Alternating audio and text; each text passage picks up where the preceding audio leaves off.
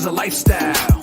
Sports cards and we live now. Jeremy Lee in the building and every guest that you ever needed. Sports cards after hours keep the hobby heated. Updates, hobby talk like you've never seen it. Sports cards live and none could ever beat it. Sports cards is a lifestyle. Sports cards and we live now. Welcome to another episode of Sports Cards Live with your host, Jeremy Lee.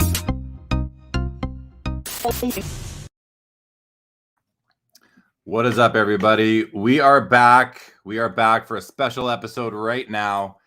There's been some big news in the hobby. You all know about it. And we had to bring back crowd favorite, audience favorite, none other than the Leaf CEO, Brian Gray. We're going to bring him out right now, and we're going to talk about what there is to talk about. BG, welcome back to the show. How are you tonight? Doing good. How are you, J Money? I am good, my man. I am good. I'm just fumbling with my camera here. Let's get that straightened out. All right, there we go. So, I mean, you know what? I had I had a busy weekend, and I thought to myself, listen, there's a lot of news out there. Fanatics, MLB dropped the bomb on the hobby, and we needed to get you out there because I think among all the people who have been talking about this for the past 3 days, you might have the best insights. That's my honest thoughts on this thing. And so I reached out, I said, hey man, I think we should do this. Are you up for it? He goes, yeah, we need to do this. I said, all right, we're going to do it. So we scheduled the episode for tonight. And so we're going to talk about, we're going to take a bit of a different approach, I think, than others have. Not way different or anything, but we're going to kind of lay out what do we know, what do we not know, and what is everybody saying. And you are going to add a ton of color. We're going to go to the comments, and we're going to get an understanding for the questions people have. And we are going to I'm going to turn off chat on him, Ken Golden. I'm going to turn it off so he's not distracted. Ken wants to know if you're reading, if you're going to be reading the chat, BG, but I won't turn it off on you. So anyway, listen, we're going to start right now, and I'm going to actually kind of go through what are the facts of the situation that we as a hobby know for certain, well, or at least has been reported publicly based on the memo that was issued by the director of the MLBPA, and Tony Clark by memo. And so let's get into it. First things first, BG, the bomb was dropped on Thursday. And before you get into anything specific, what was your immediate reaction? I mean, it was one of those things where first was a jaw drop. I was shocked because no one really knew this was coming. I had even warned some people that I had a feeling that Fanatics was long-term looking to take a piece of it. And so I warned one of my competitors. I said, I have a weird feeling they're going to take a piece of these things. And the competitor laughed me off, and then they called me thirsty and said, you were a genius. We should have listened. But no, honestly, it's just I was shocked. And it was almost one of those days where you think you've seen it all, and then the MLB and NFL thing hits right after it. It's like, are you freaking kidding me? It's like, where is the next bomb going to drop? And I'm like looking over my shoulder. Because I'm thinking, so far, I've dodged all the bullets, but you got to be careful out there. It was a treacherous day. Yeah, man, it was shocking to me too. I mean, Topps is synonymous with baseball cards. It has been since, of course, the 52 Topps Mickey Mantle is the iconic card in the hobby.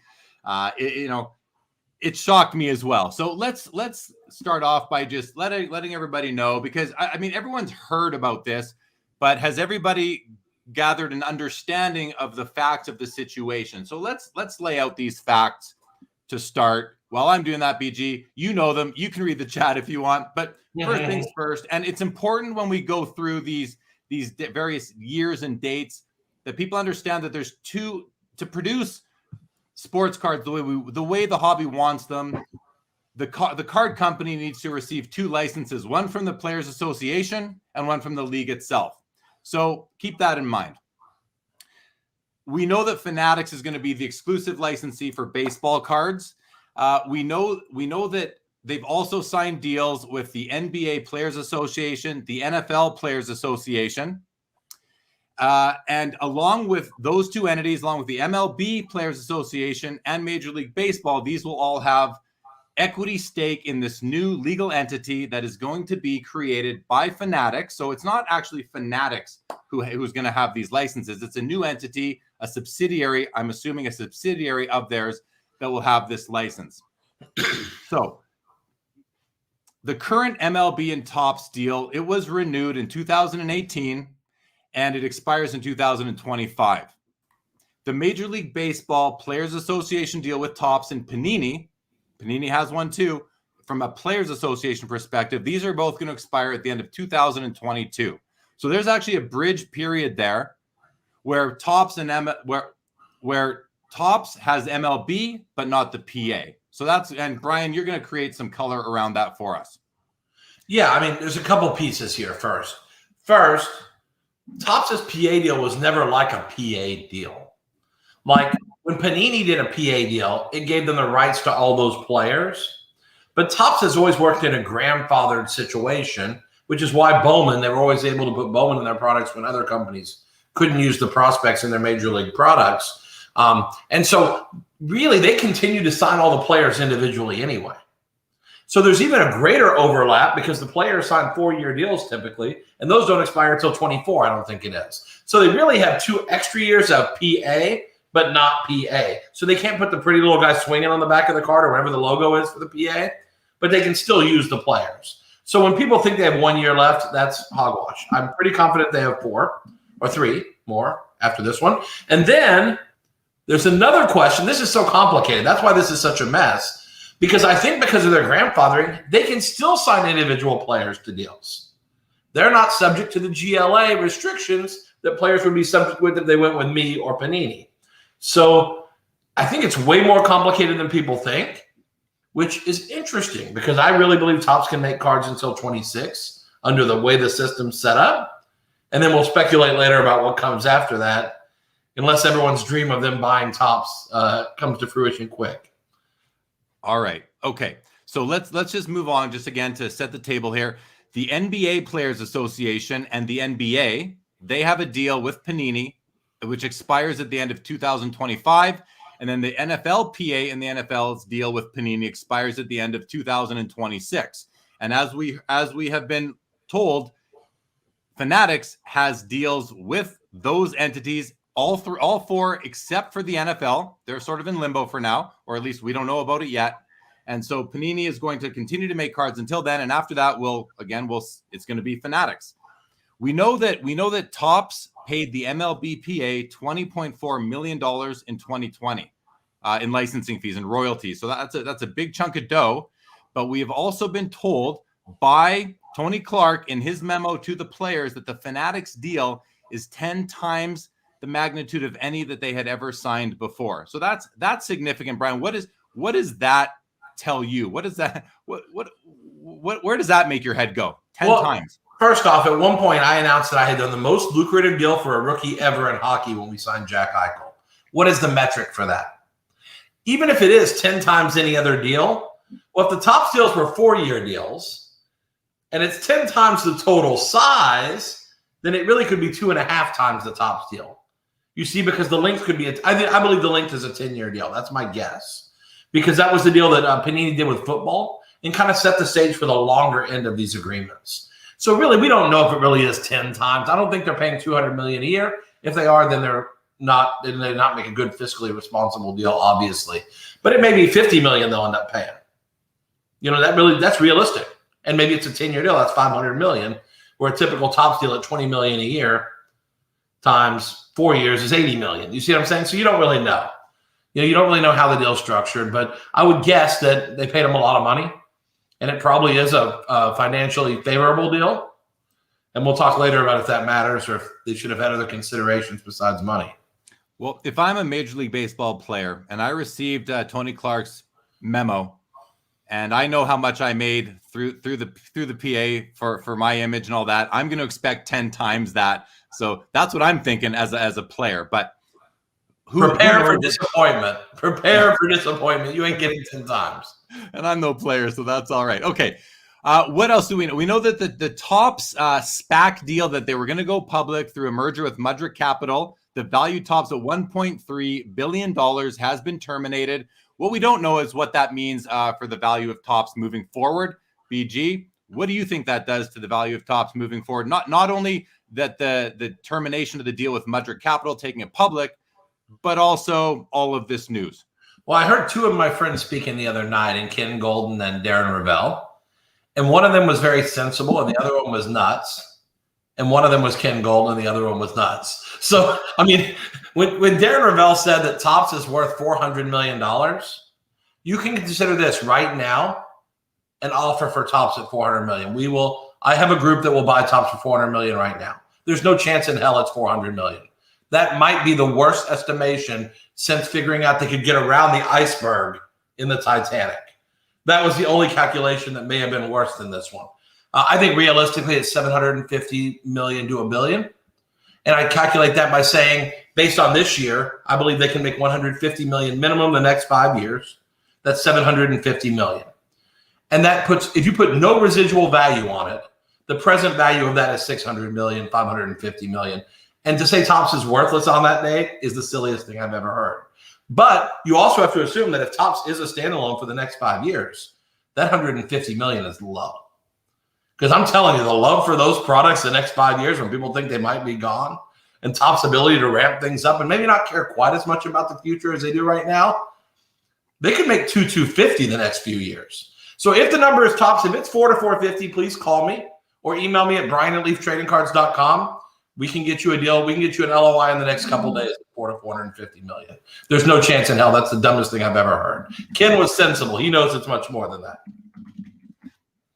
Interesting. Okay. We're going to come back to that very soon. In the meantime, Topps is left with some licensing deals. They're left with Major League Soccer, Bundesliga, UEFA, and NHL hockey stickers is what they're left with. What does that mean? Is there significant value there when you value them as you just did? How much of their value do you attribute to those licenses that I just mentioned? Those are okay, and the soccer's a big one. They're pumping big numbers out. But see, what everyone's forgetting is Bowman doesn't disappear because you don't have a PA license or a properties license. What I think is going to happen if Fanatics doesn't buy them right away, and we'll speculate about that later, I believe there's a real chance they're going to make Bowman and scrub the jerseys like I do, which I will personally find as a great vindication that I've been right the whole time that no one cares. But until then, you can't value their baseball business at zero. That's insane. They're going to do rookies in some capacity somewhere. And they're going to do legends in some capacity somewhere. Look at the Trevor Lawrence that they put out. If they'll put that out with the guy looking like some 1970s wild child, I promise you they'll find some way to feature these rookies and legends in a meaningful way. So you can't value that at zero. So I think the business, maybe it goes down 30% at the end of the term. I think they can make $50, $100 million easy in this environment with what they have and being creative in baseball. Maybe they do football. There's all kinds of things they can do. I think that's a good business still.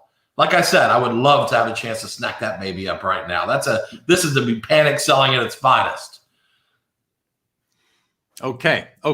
So, and we are going to circle back on this stuff. So again, Fanatics is going to create this new subsidiary company. It'll be the exclusive licensee in the baseball card category. They have announced that Josh Luber, formerly of StockX, will be the CEO of this new entity. And with that, when you heard that news, Brian, what did you think? A little surprised because, I figured they might go with a stuffed up, stuffy guy in a suit that went to Harvard, which is what every other company does except for mine, where it's just a schlub collector who became the CEO. Every other one goes for some well-educated. Josh is smart. He's creative. And I think he's a perfectly fine choice. I think a CEO should be someone who's been in the trenches in some capacity. I want my general to be someone who used to be a soldier, not some guy that went to Harvard, So, to me, I think it's a perfectly fine choice. He's not the key to the deal.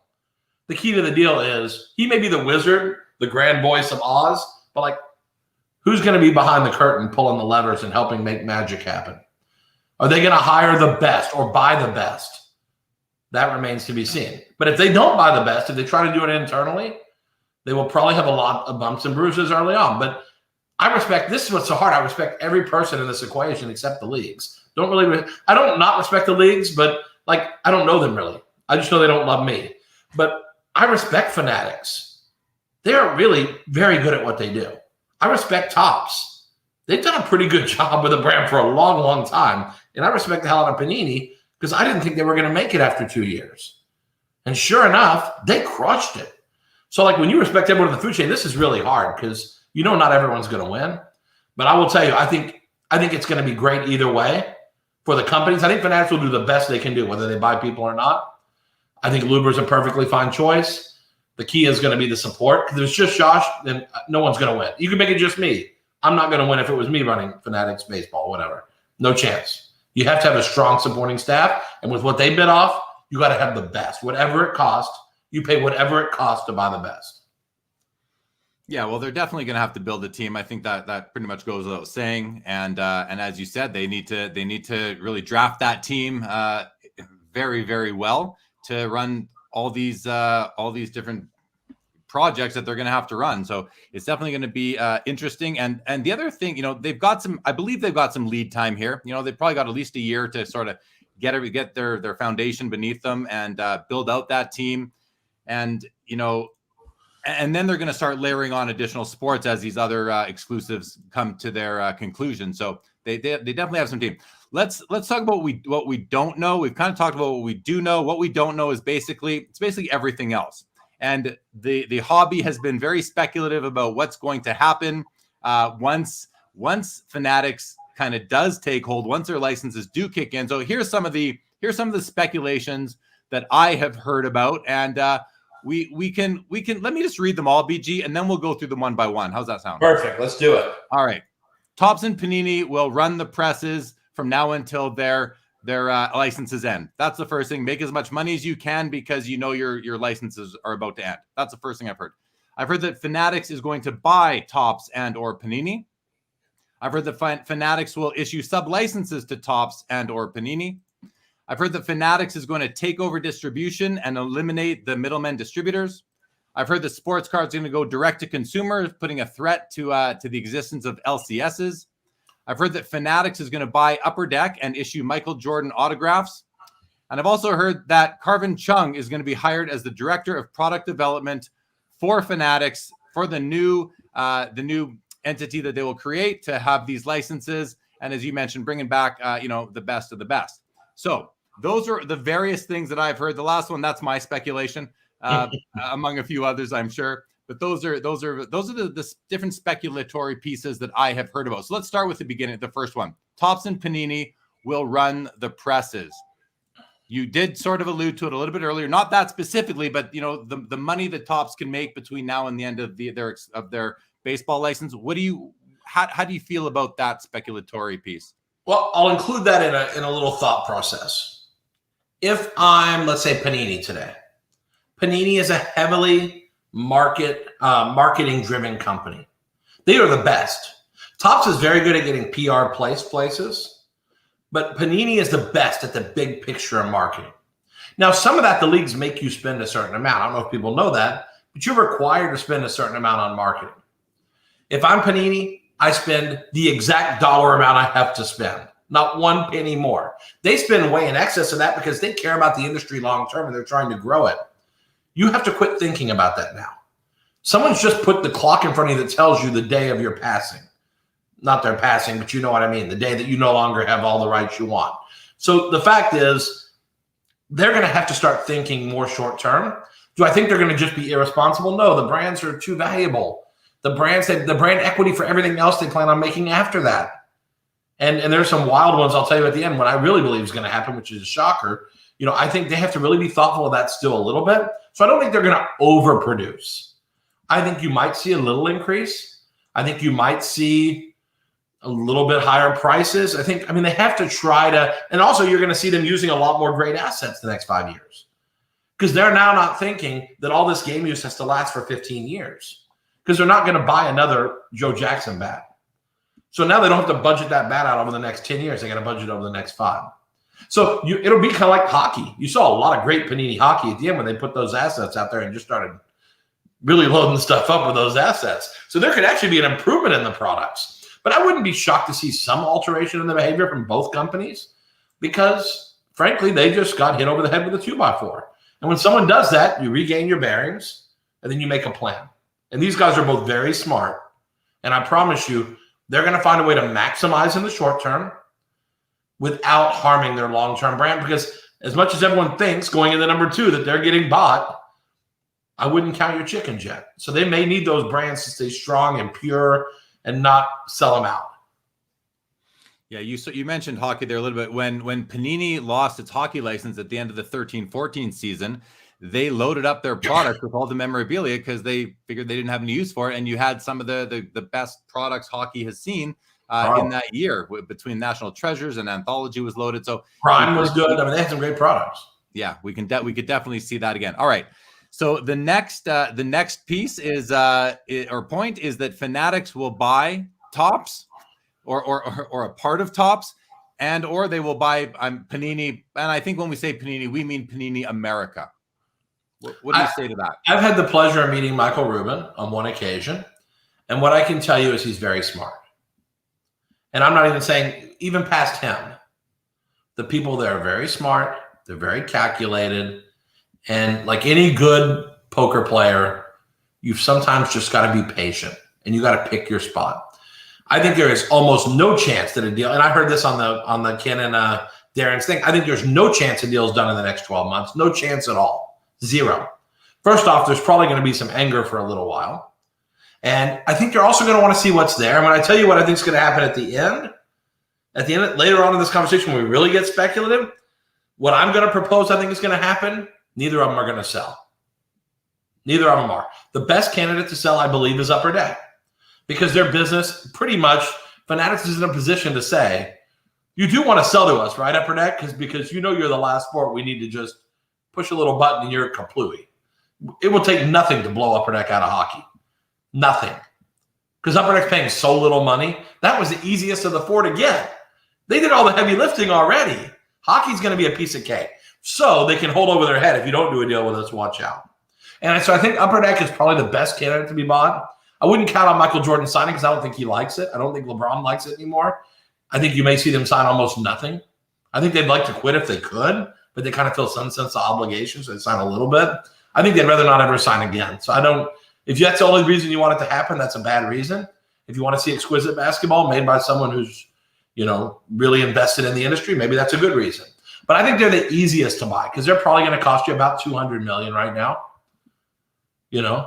Maybe $175 million, $200 million, which is probably high, but those brands are pretty valuable, And I mean, again, I'd clean house if I bought them. That's the only bad part about Upper Deck is I wouldn't want them to make the products. I'd want Panini's team to take Upper Deck's brands. And I think the problem is Panini's going to be too expensive. I don't think they're going to overpay for Panini. And Panini's got a bright future still. So I don't think they're in any position where they need to fire sell Panini. And I don't think Topps needs to fire sell. So I think, honestly, Fanatics also feels like, to me, a company that really wants to build their brand. Everything is about Fanatics, the brand. Fanatics, Fanatics, Fanatics, Fanatics. So I wouldn't be shocked if they take a shot on their own. And I think any of these strategies is right. You can buy Topps and have the brand equity of those brands, but is it ever really about Fanatics or is it about Topps? You can buy Panini and have those brands, but is it ever really about Fanatics or is it about the old Panini? It's not, see what I'm saying? And I think there's an argument for them going it alone, Well, that kind of brings us to the next potential there is, does Fanatics issue sub-licenses to Topps and or Panini to carry the brands? And I guess, also looking at it would be, do Topps and or Panini sub-license their brands to Fanatics so that they can carry forward those brands that the hobby loves? I think no chance on either of those. No chance. It's not like you let someone come burn down your house and then they ask to borrow. The one thing not burned down is your toaster, and they ask to borrow your toaster. You're not going to give it to them. You're nuts. You're not doing that. There's no way they're doing that, because what I think is going to happen, and again, I'm teasing it because it's too early in the show to tell you, what I think is going to happen is mind-blowing. And if it happens, they're not going to do anything at all until the time's up, and then the big bomb drops. And I think that's what the companies are going to do, because, and again, it's going to give me a high level of vindication. I'm going to feel like a superhero that I've been saying something for 10 years and people are listening finally. But I think something big will happen, because I don't think these guys are going to roll over and play dead. I think the only way they sell to Fanatics is if Fanatics pays money like they were worth today, or close. Instead of paying 1.3 for Topps, you're going to pay 800, 900. If you don't pay that, you're not getting it. And a Panini, if you don't pay $2 billion or $2.5 billion, you ain't getting it. You're not getting it for $1 billion in a fire sale. No chance. They're worth way more than that. The people are good there. No chance. So they're not going to sublicense their brands. Why would you don't give the milk away without buying the cow. You make them buy you. Like my brands aren't available unless you want to buy the cow. I could probably license Pro Set and Leaf. Those are good brands, especially for football. Pro Set, that's a great brand. Wouldn't license it for anything. You buy the cow if you want. I'm not calling myself a cow, but you buy the cow if you want the milk. You know what I'm saying? And so I don't think that's going to happen. And they're not going to sublicense either, because what they're doing is they're establishing themselves as the king of sports in every way. Whether it's apparel, whether it's fan-driven merchandise, whether it's trading cards, whether it's online betting, which is another business they're getting into, whether it is ticket resale, which is another business they're getting into, or whether it is NFTs, which they're already in with Gary Vee and Candy. So, I mean, it's like there's no way in heck that they're gonna not be the star of the show, as they should be, because they just showed some real balls and stepped up.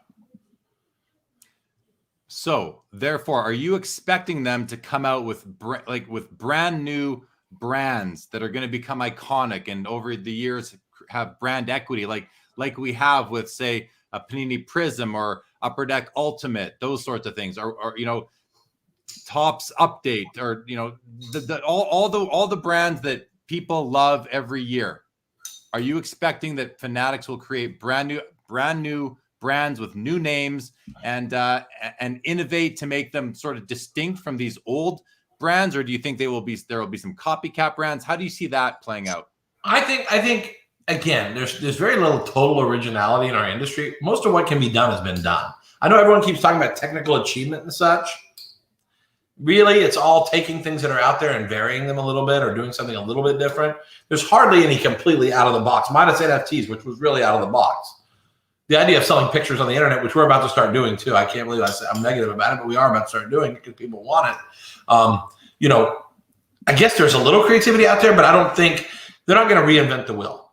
And the fact is, I think they're going to do some of the same technology you've come to love if they go it alone, and they'll put different names on it the same way I call chrome metal. It's still chromium. And the same way Panini calls it Prism. Same concept. And you know what? People say they won't love it. And they were negative on Prism when Panini first did it. It's turned out pretty good, right? So, people can say, I won't buy that if it's not Topps. Yeah, sure you will. Or you'll quit the hobby, one of the two. Because that's going to be your choice if Topps doesn't fire sell, and they're not going to. Okay. Fanatics is known for distribution. They've got their tentacles are out there in other areas. Speculation has occurred saying that Fanatics will take over distribution and eliminate the distributors in the hobby. What do you think about that side of things? I think that's a fear. I mean, if you're a distributor, I think that's a fear. And I have a lot of friends. I have 18 distributors where we use some outside of the U.S., some in the U.S. Yeah, that's a concern. The good news is the distributors, a lot of them already have great businesses without. These products obviously make them very rich instead of a little rich, but they have gaming. Gaming is a huge category still. And honestly, for me, those distributors are going to work way, way harder for me and for what's left of Topps and Panini if Fanatics keeps it themselves. And I promise you, we're going to have distributors really pushing our product, which is one of the reasons I keep saying Leaf is a big winner in this. We're a winner in this. We came out of this unscathed, unbelievable. But I think, I think that channel could really have a concern on their hands. And I think, honestly, retail stores need to be a little bit concerned. I'll take yours a little further. I think you may be told how much you're allowed to make on products now. I mean, you don't know. That's how it is on memorabilia. If you want to buy Trevor Lawrence stuff, the margins are not huge, but they let you buy it wholesale. But you know what? You have to pivot in your business and find ways to find higher margin areas elsewhere to make sure. Best Buy doesn't get rich when they sell you a PlayStation. They make almost nothing. It's everything else in the store. They try to make some margin on the extra stuff to make their margin. So we may have to look at cards that way. You know what I mean? But I think there's a lot of people who need to be a little concerned in the food chain. And honestly, I'm more concerned for the distributors than I am Topps or Panini. Okay.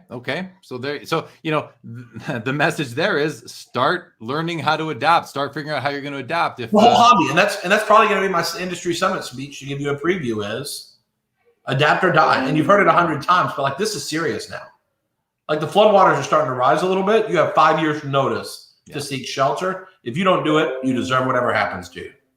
And this is where the best leaders have the chance to shine. They can figure that out and lead the charges to survival, if nothing else. Okay, so we talked about distributors. Let's talk about breakers and card shops. The LCS that everyone is very passionate about. The LCS is considered to be, the fabric of the hobby. Speak to how you think this can affect. Let's start with breakers and let's go to the LCS. Hey, listen, and I even think the distributors serve a purpose. I hope Fanatics doesn't cut them because they do serve a purpose, even though a lot of people think they just make a bunch of money. They provide critical financing, critical sales staff that are able to hit stores and breakers and dealers all over the country, that it would take a new company 5 years to find every little guy. So they do provide a nice service. The LCS and the breakers do too. And so I really hope that if Fanatics goes it alone and doesn't take on the current distribution systems and all these things, that they don't forget these categories. Because these categories have been critical to the growth and the escalation of the excitement around the industry. And so I think we have to not throw the baby out with the bathwater. And again, over time, they're going to have this license for a long time. This isn't going back to Topps 3 or 4 years later. But with that being said, I think, I think you have to pay attention to those categories. You can't blow them off. Okay, I'm going to bring up a comment here from a chatter I call Skeppy. I want to get your thoughts on this. He says Fanatics isn't going to wait 3 to 5 years to start producing fully licensed product. You don't tell someone they're terminated and then let them stick around, especially that long. What are your thoughts? What do you say to that? Well, first off, Fanatics probably can't scale up in a year. To do this right is probably more scale up to hire the people. And honestly, if I'm the CEO at Panini, the first thing I do is I go in there and I say, guys, the next 5 years, we are going to make a lot of money. And you're going to make the most money you've ever made in your life. And I get those employees sticking right here and sticking by my side the whole 5 years because we're going to crush it. Because we don't stop running a race because you see the finish line. You run all the way through the tape. And that's got to be the attitude that these guys who are kind of lame duck or whatever you want to call it, that's got to be the attitude they have, is we're running through the tape. We're going to kick butt all the way until we hit the tape. And so, first off, Fanatics doesn't have a license yet, so they can't do it. If the insinuation is, well, they'll buy someone else so they can get started now, I think they know this industry's for real. That's why they made this investment. Like, anyone who says the sky is falling, man, you don't have the first clue. You don't have the first clue. You don't have the first clue. There's plenty of money to be made. This industry is going nowhere, and that's why they're making this investment, because it's the easiest call ever. Cards are never going back to the way they used to be. Yeah, I can't see them coming out and doing this without having extreme confidence that they can take the hobby as it stands today and even blow it up more than it's been blown up over the last 1.5 to 2 years.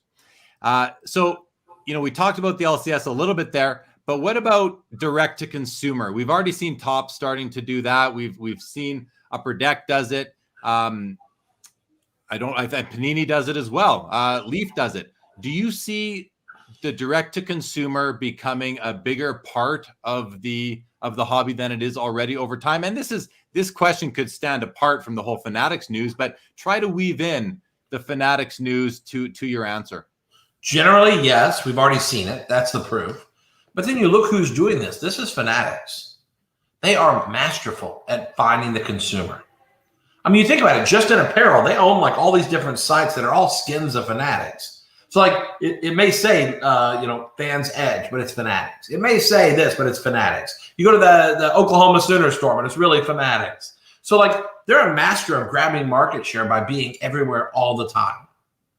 And so to me, if they didn't have a heavy retail strategy, that's so counterintuitive. That's like Chick-fil-A saying we're not going to serve chicken anymore. Like, that's what they do. What Fanatics does is find ways to connect the consumer with their products through heavy marketing, unique ways of communicating with a collector, and honestly, a great interactive experience for the consumer. When you go on their site's pretty slick.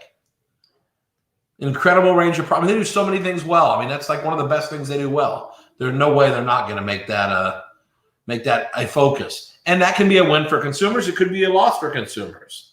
It's really just going to – that's the problem. Every one of these things you can take both ways. If they go alone, is that good? It might be a fresh breath to the industry. But then when they have sticker autographs, which they're gonna, because everyone thinks they're not going to have stickers anymore, they may go all sticker for all you know, or almost all sticker, which is the smart thing to do. I know no one wants to hear that. That's how you manufacture cards effectively now and don't have a bunch of redemptions. Get your products out on time. They're going to do these. They can't stop millionaires who are immature kids from not signing their card. They can't make them sign cards. And yes, maybe with their exclusive athletes and they've got 30 or 50 of them.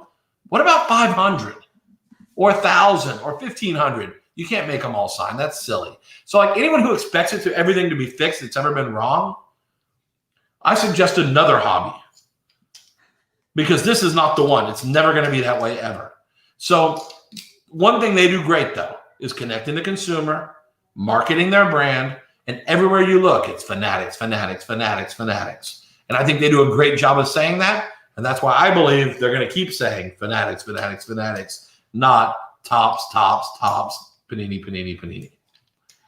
Well, that view is counter to what a lot of people have been saying. But by people, I mean content creators, YouTubers, sure, who put out videos. And I think I dream of things too. Well, a lot of these people are speaking more from the heart than from what they know. They're speculating, but and it's just because that's what they'd like to see. But as I said at the outset, we don't know what's going to happen yet. We do not know. Like the little engine that could, and Dorothy. I think I can, and there's no place like home. It's great to wish for things. And if you wish really hard, some of them may come true. But to expect them all to come true, you're holding someone up to a lofty expectation, and you're setting them up for failure. So I'm going to encourage people to give Fanatics a chance. You don't have to like how this went down. I personally don't think the way it went down was good. Give them a chance. They haven't said one word yet. And we're already, half of us think it's the worst thing that ever happened, and half of us think everything that's ever been wrong in the industry is going to be fixed. There'll never be redemptions. There'll never be stickers. Get out of here. That's the most ridiculous thing I've ever heard. Well, as far as the speculation goes, we've heard a lot of different scenarios, and somebody's going to be right. You throw enough darts, you're going to hit the bullseye eventually. So someone out there is going to be able to look back and say, see, I told you so. And I look forward to that. That'll be a lot of fun. Speaking of sticker autographs, you mentioned that they're still going to be happening. They're still going to be part of the hobby because of just the mechanics, the logistics of working with the athletes.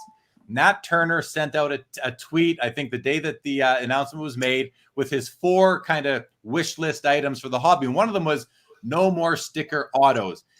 The hobby responded by thinking that, well, if Nat wants that, maybe it'll happen. Speak to that quick. Okay, here's the problem. If you want a guy to sign, especially a football player, if you don't get your stuff signed before the season, you're in big trouble. There's no way you can print every product for the whole year, every version of every product, know the print runs, have everything done and printed so you can send a guy 30,000 cards at one time. That's what you're asking for. Or you're asking to have some products come out before the season and then no products come out until after the season. It's so stupid. It's not happening.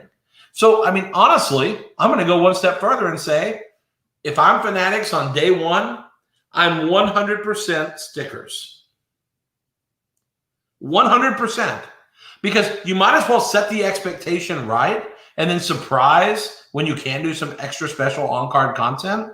But if it meant eliminating redemptions completely, and if it meant the autographs don't fade off cards like 2001 SP Pujols and cards like that, most of the problems with autographs on cards are on-card autographs. They're not stickers. Most of the smears and damages to autographs, now some autographs go a little off the sticker, and that's Beckett's fault for calling that an 8 or a 9 if the autograph goes off the sticker a little bit. But, really, most of the real flaws on cards in terms of the autograph are on card.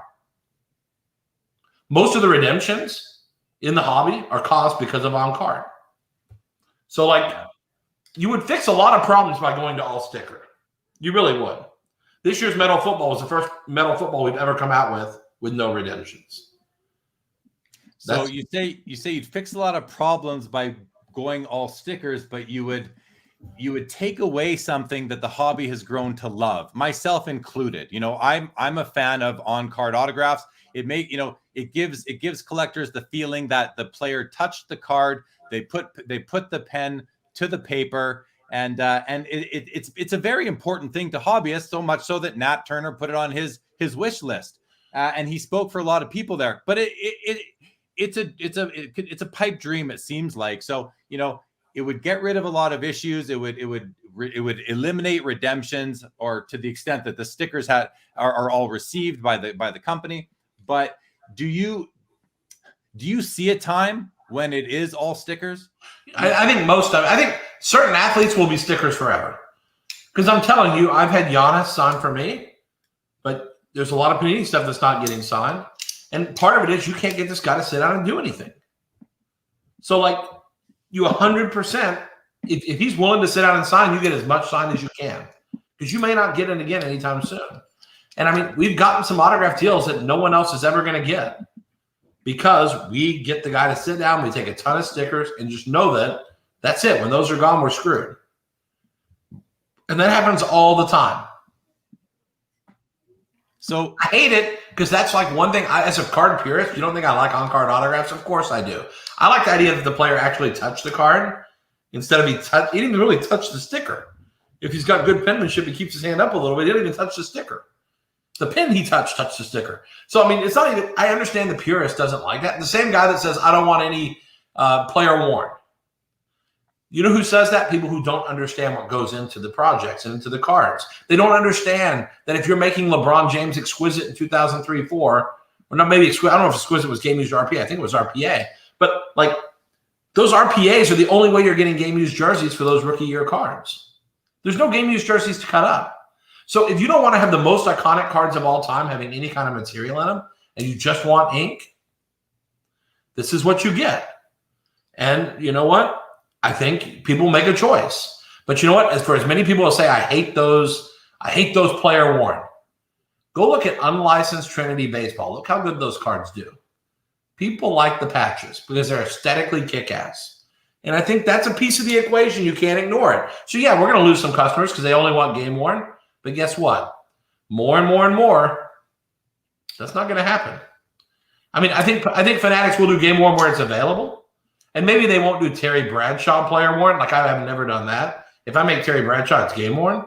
So maybe they'll draw the line there. But on rookies, I think you have no choice and you just have to deal with it.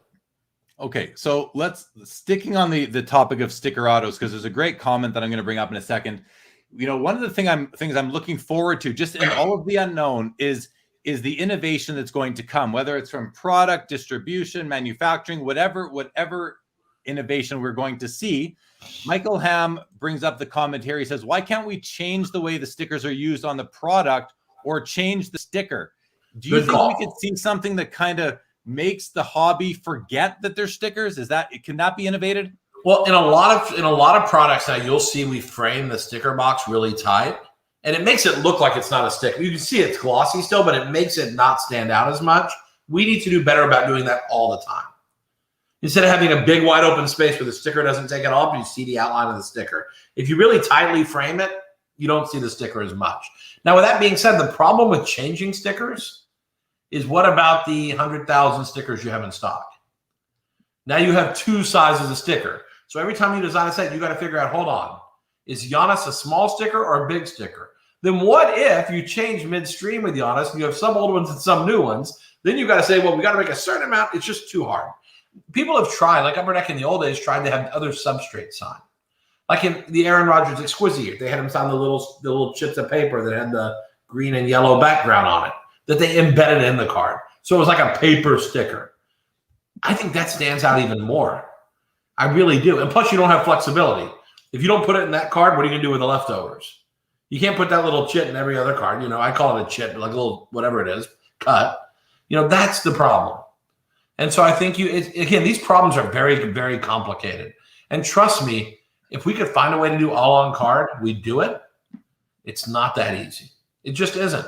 It's not that easy. And what we try to do is improve the value proposition for the consumer, since we can't do, if that's not where our strong sales point is going to be, we try to deliver value another way, which is a Trevor Lawrence and 85% of cases.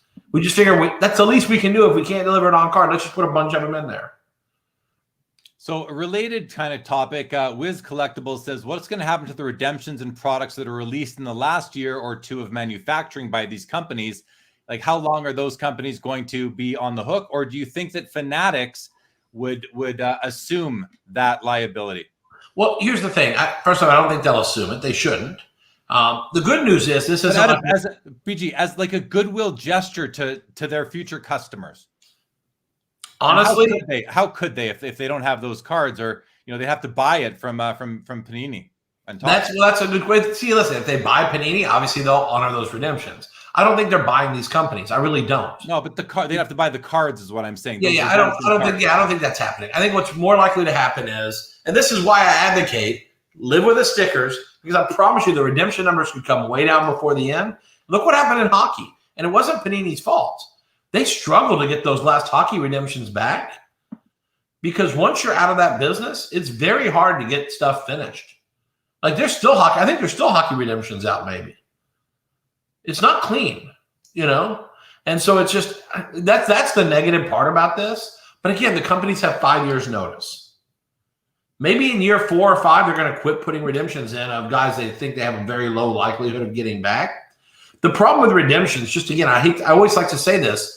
The problem with redemptions is if we put Trevor Lawrence on the sell sheet, he doesn't return his cards. People say, well, just don't put the redemptions in. You want me to not put Trevor Lawrence in the product? Okay, that's a no-brainer. We put in the redemption. What about CeeDee Lamb last year? Okay, CeeDee Lamb's good. We should have put it in. What about Michael Gallup? Well, he's got upside. Okay, what about, pick Tristan, whoever, Delonte, pick a guy who's not a loser, but like a lower end player. Pick a lower end player. I don't even say a name. Okay, maybe we don't put redemptions in for guys that are dead end dollar autographs. And Panini does have points. So the last year they could just start throwing points and stuff. And man, think of how good their store can be when it's time for them to get rid of the last of the customer service cards. That Panini point store could really be kick-ass last year. Because the NFL is going to say you have to have everything out of there except for owed redemptions by a sell-off date. They're going to give them a sell-off date where everything's got to be gone, or they have to destroy it. So they could really have some awesome opportunities at the end. It could be fun. Sticking with autographs, let's move to Michael Jordan for a moment. As alluded to earlier, a lot of people are speculating. I think it's really hoping, though, that some way, somehow, Fanatics gets Michael Jordan to sign autographs. My understanding, BG, and let's see if you can corroborate this. My understanding is that Michael Jordan has a deal with Upper Deck. Michael Jordan owns a piece of Upper Deck, and Michael Jordan will only sign for Upper Deck. His autograph deal with Upper Deck is non-transferable. So as soon as Upper Deck is sold, that deal is null and void. And he probably won't ever sign again if Upper Deck is sold or becomes part of that. I'm not Upper Deck. I haven't seen their agreement with Michael Jordan. I'm sure my lawyers have because we're in litigation with them, but I have never seen it. But I can tell you, to me, it doesn't really matter. I don't think the guy likes signing. I think he signs out of loyalty because Upper Deck has really been with him from the beginning. I could see those guys quit signing. I could see him. I don't think they like signing, especially cards, because their hands are so big. I mean, we're having that problem now, like Bill Russell. We can do a signing with Bill Russell tomorrow. The problem is he won't sign stickers. He'll only sign cards because his hands are too big and the stickers are a beating for him. And we're like, listen, we can print some cards, but it's like 6-month lead time. Hopefully he'll still be willing to sign them. A lot of people ask the question, why is it so hard to get a player's autograph by the card companies? Can you just explain that to people who may not have that inside sort of information, that those logistical reasons they may not be aware of? Sure. Yeah. Here's the problem. Yes, you see a lot of guys that do private signings, but it's a very small majority of guys in the leagues that do privates. I mean, I can run down the league and tell you guys, James Harden does not do private signings. You're not getting James Harden ever again unless you send him the stuff and let him sit with it. He's out. Russell Westbrook doesn't do privates. You're never getting him again. Nikola Jokic. You see these guys, they don't do signings. It's like you're not getting the stuff. Kevin Durant doesn't do private signings. So if you want him, you're going to send him the stuff and deal with it. And that's the problem. Is yes, there's some guys that do. You'll have no problem getting, I'm trying to think, Duke Johnson to sign. Well, actually, no one's probably doing privates because Duke's nobody anymore. But you know what I'm saying? There's plenty of players that do private that are at every GTSM show. Sure, you can get Drew Brees to sign. He does signings 3 or 4 times a year. Nolan Ryan's a good guy. He'll sign, no problem. But I'm telling you, getting a young kid who makes $100 million or $50 million a year to sign is not easy. I'm telling you, you call them and they don't even call you. Their agents don't call you back. Or the agents, we're still trying to get redemptions from last year from CeeDee Lamb and Justin Jefferson. And their agents say, dude, we're telling the kid to please hurry up. It's been over a year. And we say, do we need to threaten to sue him? And they go, we keep telling him to sign. You might have to sue him. That's what the agents tell us because the kids don't care. And listen, and there's a troll over here that keeps talking that I'll go ahead and address, this Larry Smith guy who's probably a sports card radio groupie. I mean, he keeps saying, it's so easy. It's so easy. These guys don't have a clue. Trust me, when you run a manufacturer and you actually know what it takes to make a living in this business, then you'll know what it takes to make a living in this. You have no clue. And the fact is the same troll was also saying Topps is bankrupt. I mean, this is the kind of idiot stuff and I'll say idiot because it's idiot. Yes, they have a $200 million loan coming up, but guess what? They're making $150, $200 million a year. If they need money, come to me. I'll find someone to give you a loan if it's secured against the business. No problem. That's the dumbest thing I've ever heard. That's just people trying to get clickbait on and trying to be controversial and talk a bunch of garbage. And right now, that's the last thing we need. Like in the old days, I would have bashed my competitors or danced around if something bad happened to a competitor. No way, Jose. We're all on the same team. Right now, we need to rally the troops and pray that the products that come out are good products. And that Fanatics does a great job. We want that. And we want Panini and Topps to figure out how to shift and pivot to be around. We do not want Topps gone. We do not want Panini gone. I don't think we want me gone. Larry Smith would like me gone. But Upper Deck, we don't want Upper Deck. I'm in a lawsuit with Upper Deck. I should want them gone, but I don't want them gone. Because a combination of all these things meets everybody's collecting goal. Some people like what I make. Some people like what we need everybody around. It's a shame that not everyone's going to have logos. But again, I keep teasing what I think is going to happen, and I think it's going to turn out just fine. We'll get there. We'll get there. Okay, to address the troll that's been causing some friction, they've been dealt with. Okay. I want to go back to the announcement itself, and what I heard was that Topps was blindsided by this, didn't even have a chance to meet this to match the offer. What do you know about this? Because I've heard this, but I haven't seen it anywhere specifically that I can verify. But I've heard. I have heard almost directly through one middleman. I've heard they were blindsided. And they didn't go down like the article said. The article made it sound like they said, hey, we got an offer for $60 million a year. You in or you out? And they said, we're out. That's how the article made it sound, right? That's hogwash. I don't think that happened. Here's how it could have happened. I love playing the game of how could it have happened. Hey, Topps, this is Major League Baseball PA. I know we're not ready to renegotiate yet, but do you think like $80 million a year is possible next go around? And Topps goes, we only paid $20 this year. That sounds crazy. All right, no problem. Just wanted to see what you thought. Thanks. Yeah. Oh, I know you're going public next week. Surprise! You lost the license. Good luck getting $1.3 billion. That's what I think probably happened. And it's, you know what? Yes, technically they kind of gave him a shot because they kind of bounced some numbers off of him. They did not know this deal was over. I think they were under the impression there would be some discussion or negotiation, and it just didn't work that way. Maybe it didn't happen quite as fun as I made it sound, but I do think they were blindsided in the fact that they didn't know they were actively negotiating. It may have been a hypothetical that was posed to them, and it was really that way we can say we talked to them, But this was in the works. This was the plan. And again, I don't blame Fanatics in the slightest. They're very shrewd. Very smart deal. Very smart deal. Getting the PAs invested, so smart. That's why I'm willing to give them the benefit of the doubt and say, let's don't lynch these guys yet or have unreasonable expectations. They might be able to pull this off. But I mourn for Topps products that we've seen and loved, and I mourn for Panini products because even though they're my competitors, I think they did a great job. Yes, they've had some little things like redemption things we hate, but they did a great job on the whole. Well, from a collector standpoint, collectors have gotten used to these flagship brands, these very important insert sets within them, the parallels, the gold prism parallels as an example. And to a degree, there's part of me that actually thinks that if those come to an end under those names, that it's going to be good for the people that already own them, because by the year 2030, we're going to be looking back on these cards as if they are the PMGs of the day, of the last era. People who can't afford them today are going to maybe be looking at them in 2030 and wanting to own them, along with collectors who like to build the set registries and have the LeBron James gold prism for every year. It's nice to know there's a hard stop on that.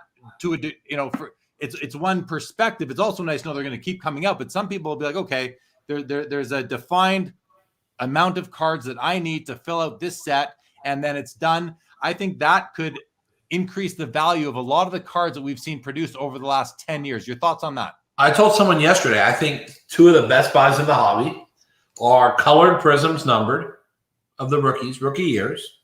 That's one. But my big one is not even that. My big one is Flawless and Treasures high-end cards. Because I got to be honest, we don't see them like exquisite now because they're still made. But when Kobe passed away, that first year or two, Flawless autographs of Kobe, they got really expensive. They were treating those like exquisite was 5 years ago, 3 years ago. This thing was already on its way. Look at Bill Russell Flawless cards and National Treasures autographs. They're expensive. I'm telling you, I see this trend where people are already starting to look at it like a baby exquisite. If it disappears completely, I think that could be like, I would even go out buying like patches of Maravich and Chamberlain, and I would buy autographs of even mundane guys like Dr. J and Magic and Bird, because I think people will look back on those sets and they're going to be iconic sets when it's all said and done. Right now, they all kind of run together because there's a new one every year and they're only slight variations. But when it's gone, there's something different. It's kind of like Heath Ledger or River Phoenix. No big deal when they're around. No one gives a crap. But when they die too young, everybody's in a lather over it. These products are going to die too young if Fanatics doesn't buy them. Yeah, they become iconic. They're going to be iconic. Yeah. And it goes for tops too. I mean, the Bowman first rookies. The only thing is, I think they're going to keep making those. So I don't think those are going to disappear. But some of the Flawless and Treasures, as we know them, might disappear. Might not. So, okay, let's go back and talk about the team that will need to be built in order to have great products still coming out post 2025, 6, and then once the current licenses expire. So we know again that Josh Luber, formerly of StockX, former guest of this show, and one of my favorite episodes actually.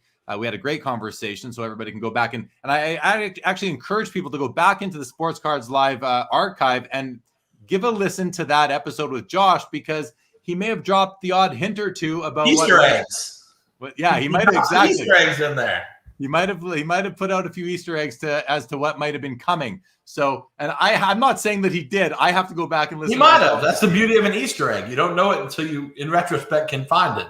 Exactly. Yeah, I don't even know if it's there. So, earlier on, I mentioned that I'm friends with Carvin Chung. He's worked at Upper Deck. He's worked at Panini. He's credited with inventing and designing the structure of some of the most important sets in the hobby. Do you think that Josh and Fanatics would look to hire somebody? And I'm not saying Carvin in particular. He's denied it, although he may not know it yet at this point. But do you think that Josh and Fanatics would look to somebody like him? And I ask it, and I'll put it out there. I think if they were to hire someone like that, or Carvin in particular, that the hobby would be quite pleased, because there's a lot of confidence in Carvin and others like him. What do you think? Do you think that they would do something like that? Here's the thing. A team, you have to consider the salary cap and the team's needs. And so you're going to have to put together a lot of pieces. This is the negative for not buying Topps or Panini. You can buy a team. The best team to buy is probably Panini. The best brands to buy is either Panini or Topps or Upper Deck, because they're cheap. But like for operations, Upper Deck. Upper Deck has some of the best brands. No, the brands. No, they're okay. They did do a little damage with the Yu-Gi-Oh stuff back in the day. I think Upper Deck as a brand has fallen a touch, But I think reinventing Flair and Exquisite would be fantastic, obviously. Goes without, even Upper Deck, goes without saying. But if you want a team, the best group team players is Panini. The people who work there, and again, you want to take everybody, you can probably make some changes, but like that team is the best team for operational purposes. Now, everybody's got good brands. So what do you want? Or do you want to try to put together an all-star team? That's as you said, BG, you expect them to come out with some new brands. So operations is one thing. I'm talking about creating the products that are going to make the collectors love collecting cards. They need 5 guys that have different visions for unique ways of making cards. Because if you have one guy imposing his vision, he can probably do some things well, but he won't do everything well. I have Greg Cohn, who's a superstar. The problem is he doesn't do everything well. He does some things well. I do a lot of our product development in certain areas. There are some things I do well, but then the things I don't do well, you can see those fingerprints on products when I do them and they're not as good as they could be. You can see my shortcomings in some products. So it's not about one guy. It's about 5 or 7 great guys. And that's going to mean you spend whatever it takes and you hire everybody who's good, or you buy. I mean, honestly, the answer is Fanatics buys every company. You buy all the companies. No one's there to sue you for antitrust. You buy every company and everything's peachy. Cost you about $5 billion, $4 billion. Pocket change, right? Spend the $4 billion, take the best of everybody, take the best brands. Could you imagine taking the best brands from all 4 companies? Your lineup would be phenomenal. And if you took the best people from each company, took 3 from Leaf, 10 from Panini, 10 from Topps, 5 from Upper Deck, man, what a team you could build. I say it because they have less people. But I mean, I'm not picking on them, even though I love to do that because they're my boys too. I love them. But I'm just saying you can build a great all-star team, but you're going to have to buy everyone to build the team you need. And I don't know if they're ready to spend $4 billion. Maybe. Well, I hope so, because wouldn't that be so great for the hobby, Jeremy? Well, yeah, I mean, every brand. You said earlier that you can buy a team or you have to start from scratch. And if they start from scratch, it's like they're an expansion team, and they can now draft from all of the companies that they just. But they're going to have a tough 2 or 3 years because they're not going to hit the ground running. Whereas if they had all the brands and the teams, if they literally bought every company, their first year they have more trading card sales than any year in the history of trading cards in year 1. If they had all the brands and all the teams, are they willing to invest $3.5 or $4 billion to buy them all? Buy them all. So you think that's a possibility? What about plucking the people? Because you can get people to resign from an existing position and come over to the new team, especially if the salary is going to make more sense for these people. And there's some, I know some great. You mentioned Greg Cohn. Yeah, shout out Greg Cohn. He does a great job, especially considering he has licensing limitations. You've got Wholesale at Upper Deck. You got Chris Barr at Panini. He's great. They do great work. Here's the thing. If the companies are smart, they pay their employees like I paid Greg Cohn. I pay Greg like a CEO or like a president of a company. I pay this guy like he is a Hall of Famer. So like they're not going to spend what it takes to get that guy. I mean, they're just not. And honestly, the guy's not going to want to go work for someone he doesn't know or a big corporate infrastructure. That's the other thing. A lot of these guys like where they're at. Because Chris probably bleeds Panini. Chris Barr probably bleeds Panini. And I'll bet you the guys at Topps bleed Topps. I know Greg bleeds Leaf. And I'll guarantee you Mike Phillips at Upper Deck bleeds Upper Deck. They bleed these companies, but if these companies can no longer produce the products that make them so passionate about their jobs, then do they still bleed? Do they still bleed those companies? It depends. Do they have the balls to take on a different challenge, or do they only want easy challenges? Because I'll tell you what, my whole career has been people telling me what I want to do is not possible, and I shove it up their ass every time because I don't take it. You tell me it's not possible, I'm double hard on it. I'm going for it. There's no stopping me. I'll show you. Let's see if they have that passion. I think they do. Or do they want to be part of a team? And they may want to go to – you don't know. That's the thing. The best move is to buy it all, get the brands, hit the ground running. You'll make the money back. Don't worry about it.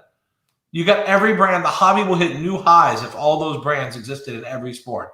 Take the 3 best things I do, the 7 best things Upper Deck does, the 15 best things Panini does, and the 15 best things Top does, and you have the dream company. And again, you might say, well, the Leaf brands only have this much value, but guess what? I like to think someone who's wildly creative and who has a passion for trying to change how we do things, there's value to that. That's me. There's value in Panini's infrastructure and marketing and the things they do well. There's value in that. Topps has a legacy and a history. There's value in that. Upper Deck has iconic brands, and they were the first innovators in many of these spaces. There's value in that. I pray to God that they see that value. And if they do, 2026 will be the greatest year in the history of the hobby. But honestly, I think they got to buy it all. Because if you don't, whoever's left, as you're going to hear my supposition at the end, whoever's left is in the best position. Anyone who doesn't sell will be in a fine position, as you will find out. Okay, so we're going to get to your supposition at the end here, but before we do, I noticed Brody was in the chat, and Brody is kind of known for going to the Topps booth at the National several years ago and saying, what do I have to do to work for Topps? And basically, he's kind of in line. He's almost an employee in training and has been for many years. He's got a great profile in the hobby, a great reputation. He's a friend to both of us. What do you say to not only Brody, but the kids in the hobby right now who are just getting in? We know there's more kids now in the hobby than we've seen in a long time. The National is filled with kids from the ages of, 6 or 7 right up to the late teens. What do you say to these kids who have a connection to the Topps brand, to the Panini brand? What do you say to these kids and to Brody, who is now might need to start appealing to Fanatics instead of Topps? I think Brody's doing just fine. Because to me, an understanding of the hobby, a deep understanding, is not about today or tomorrow. It's also about the past. And you've got to have some fair blend of history, what people want today, and being visionary about what they don't know they want yet. And I do believe that we can still think of, and again, I'm coming out with 2 or 3 things that are going to blow people's minds. They're going to blow because no one's ever thought about doing what I'm about to do. And I'm taking a big risk. But I know this is the right move. And when I do it, people are going to say, that guy is nuts. And it's going to work, and it's going to be phenomenal. But I got to get all my pieces together before I pop them and before I shock people. But I think for a kid like Brody, he's doing just fine. He's a smart kid. He's got high energy. He loves this. He loves the collectible business game, hobby, whatever it is.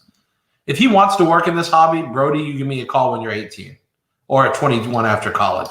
There's always going to be room for a kid like that who's high energy and loves it.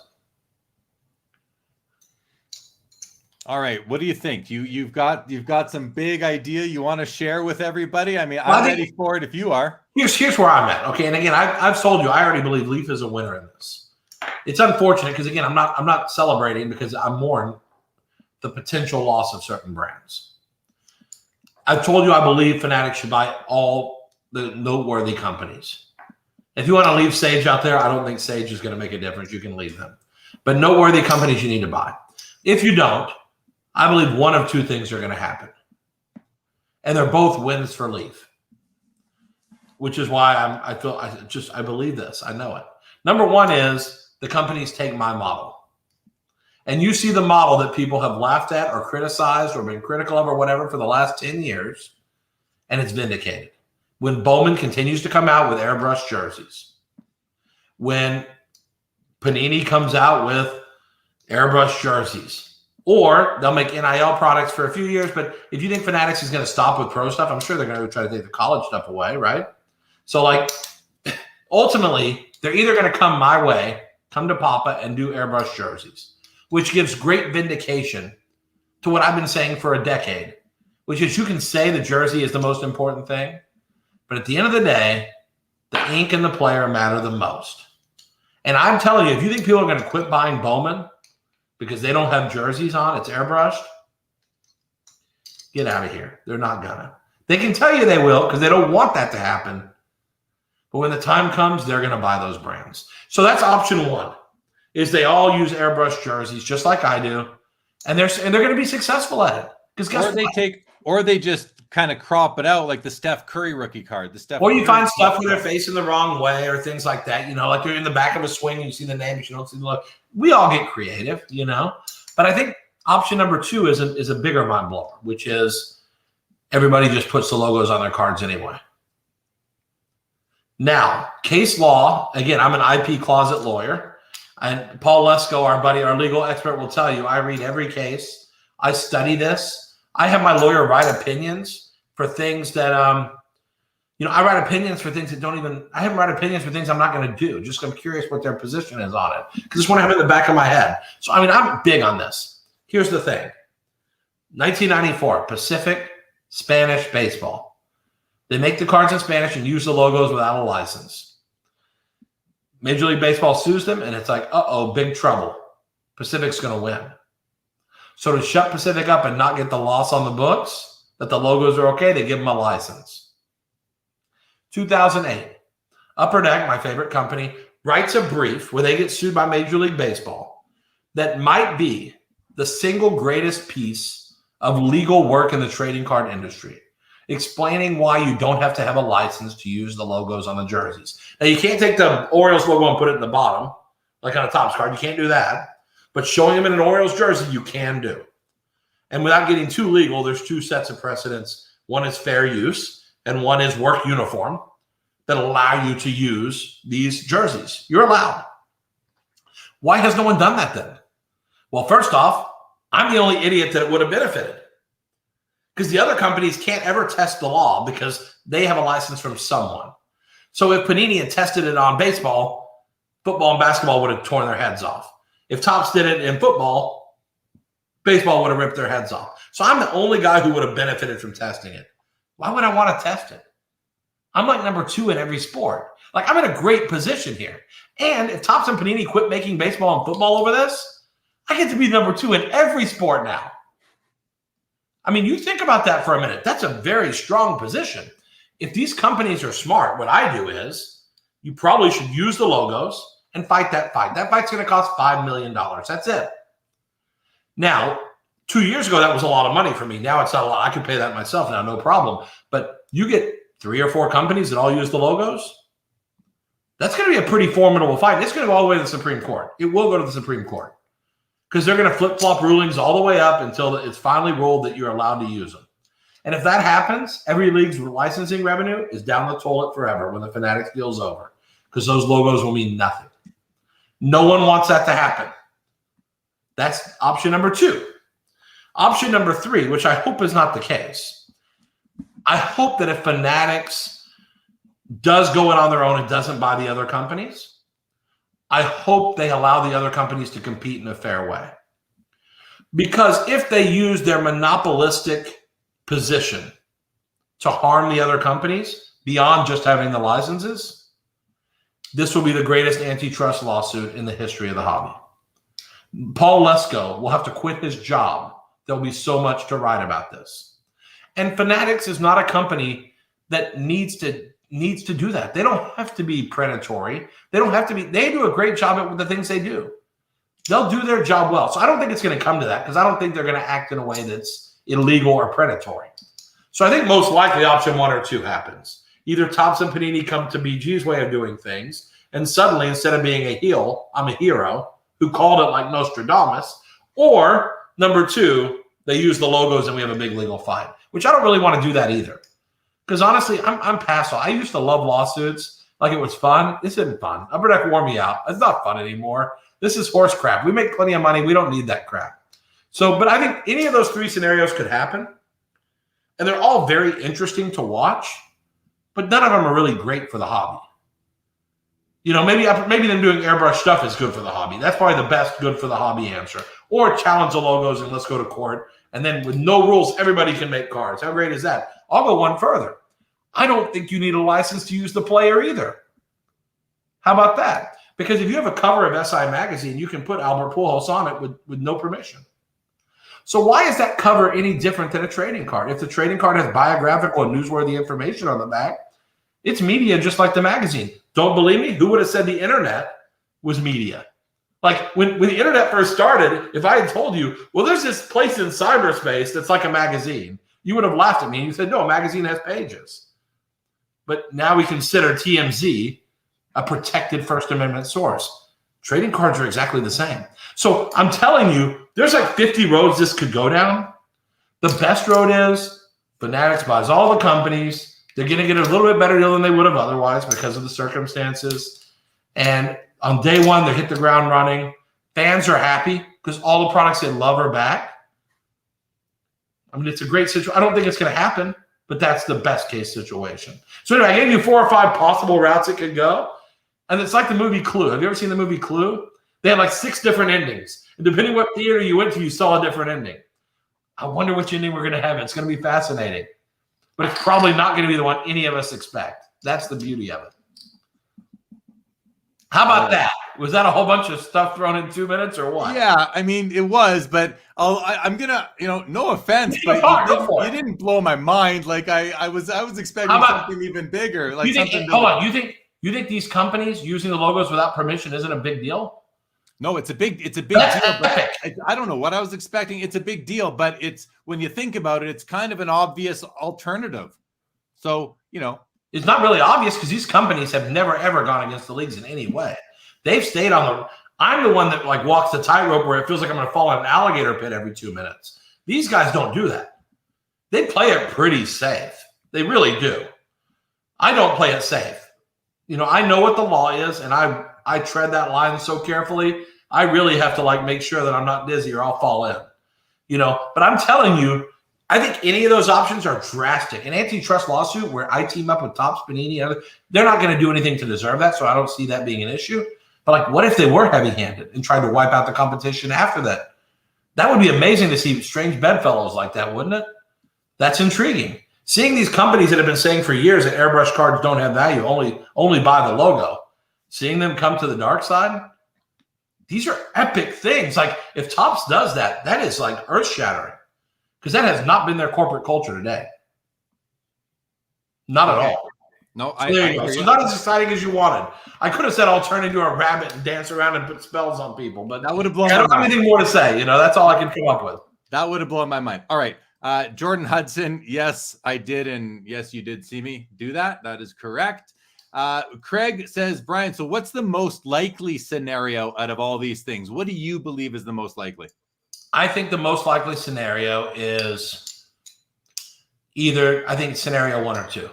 I think either they make products without logos and they come my way and they recognize that people care about the brands and the players and the autographs. Or I think they use the logos without permission because they don't need permission. And I know that they know my legal argument on this, and I believe they know it's true. We just never got to find out before. We may find out now. It depends how bad they're pissed off, which is really why, I keep going back to Fanatics needs to buy all these companies because you don't need a company that's got an argument to make us think. You got a chance to dominate the world.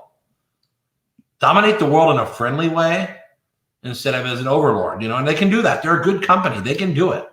And they're rich. They're rich. This is nothing. They're going to go public for $30 billion. They say $18 billion. It's going to be $30 billion. Take some of that extra $12 billion and just buy these companies and wash them off the map. Yeah. Take those brands and do great things. So as the new Instagram sensation account Pardcorn says, all endings lead to Fanatics dominating. Is that kind of how you see things going? No, I don't think it does. I think that's why they got to be smart. I think they got to be smart because I think there are roads that lead to discourse. And I think they are smart. They know what they're doing. And I think you're going to see I think you will see something that will allow for coexistence at least. If they don't buy some of these, they don't have to buy them all, but they'll buy some of these companies. They either buy some of the companies or they'll find some way to coexist. I've seen a couple of comments in the chat here. People are really interested in the poker chips that you might be shuffling. It's not me. It's definitely you. It's not you. Not me. All right. I don't know what I thought I heard it. I need some. Hey?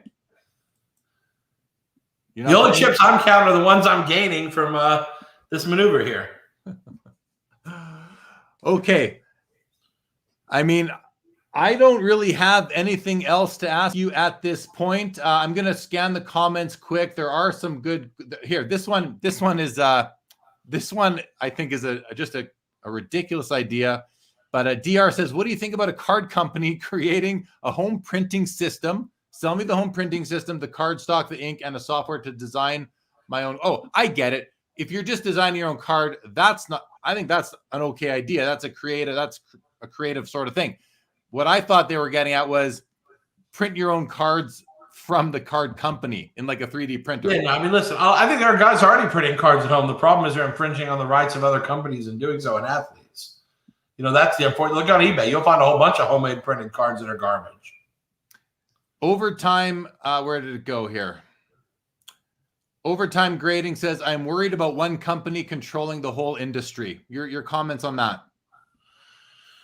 Again, monopolies, and I've learned this from the Upper Deck case, monopolies are not illegal. Monopolies that use their monopolistic position to harm consumers or competitors are. And there's a world under which Fanatics can be the big dog and do it great and not harm collectors. They'll probably end up fixing some of the things people don't like about the industry. Because I think the odds of an $800 National Treasures factory cost box being $4,000 or $6,000, I think that decreases a little bit in a Fanatics scenario. I don't think that box goes to $6,000. It's the current distribution system that allows that to happen. So it's good and bad. If you're happy when products go to $6,000, then that's bad because it won't happen probably. But if you think that's a travesty and those boxes should be $1,200 or $1,400, then you might be happy with a Fanatics situation because they are going to be more likely to distribute in a fair way or in a different way. I won't say fair, a different way that allows for a more behaved secondary market, which again, volatility is our friend. Isn't that part of why we love this business? Because things shoot up in value. That may not happen quite as fast in a new world. And if it doesn't, you can complain about volatility when you have to pay the price. But when there's no volatility, is it still exciting? I don't know. That's why this is so exciting, because you just don't know. Every one of these things can go either way. It's a beautiful thing. I think it's exciting to some people, and it isn't to others. The traditional collector doesn't really care. A lot of the new entrants enjoy the volatility. CC makes the comment that Panini already prints baseball cards with no logos, which we know because they do. Now here's the difference. Yeah. Right now, they do photo shoots through the MLBPA to get the players' pictures. So they actually have photo shoots with the players. Now, when you don't have the PA deal, you got to find photography. And photography is one of the ways these monopolies become illegal because they also have a relationship with Getty that says don't license images to leave. So like we can't get images from Getty because the leagues have said, hey, don't give them to leave. But when you couple that with an exclusive and some other things, that's when monopolies turn illegal. And so that's going to be a question. But it'll be much harder to get images, that's for sure. And you'll see we have to get super creative to find images of our guys. Ken Golden wants to know, Brian, what was the best closeout deal you ever got from me? And just for anyone in the chat who's wondering, this is the real Ken Golden. We verified that last night. Yeah, no, I love Ken. And I'll tell you, we used to go up there. And it felt like it may not have been every payroll, but it felt like it was almost every other week or every 3-4 weeks. And me and JW, who owned Edgeman at the time, we'd go up there and we'd say, Ken, we're going to meet you at 8 o'clock in the morning. And first off, you knew that was never happening.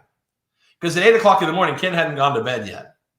So we knew when we said we'd meet him at 8 o'clock in the morning, that meant 5:30 to 6 p.m.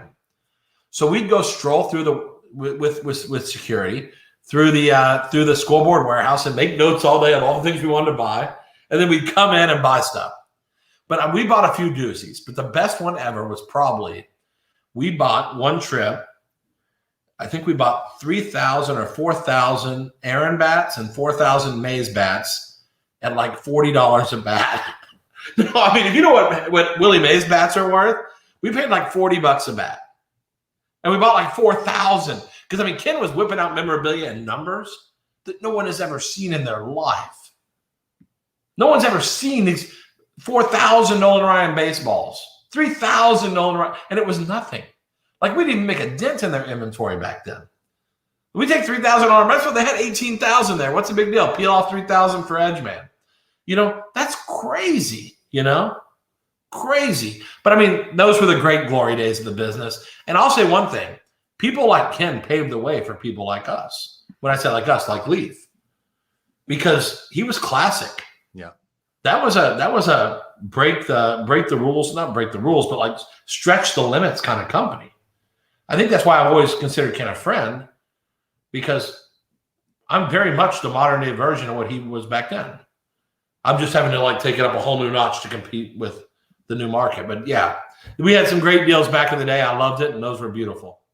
They made me happy. I got to tell you, if I kept it all, I wouldn't be running Leaf. I'd be on a beach somewhere.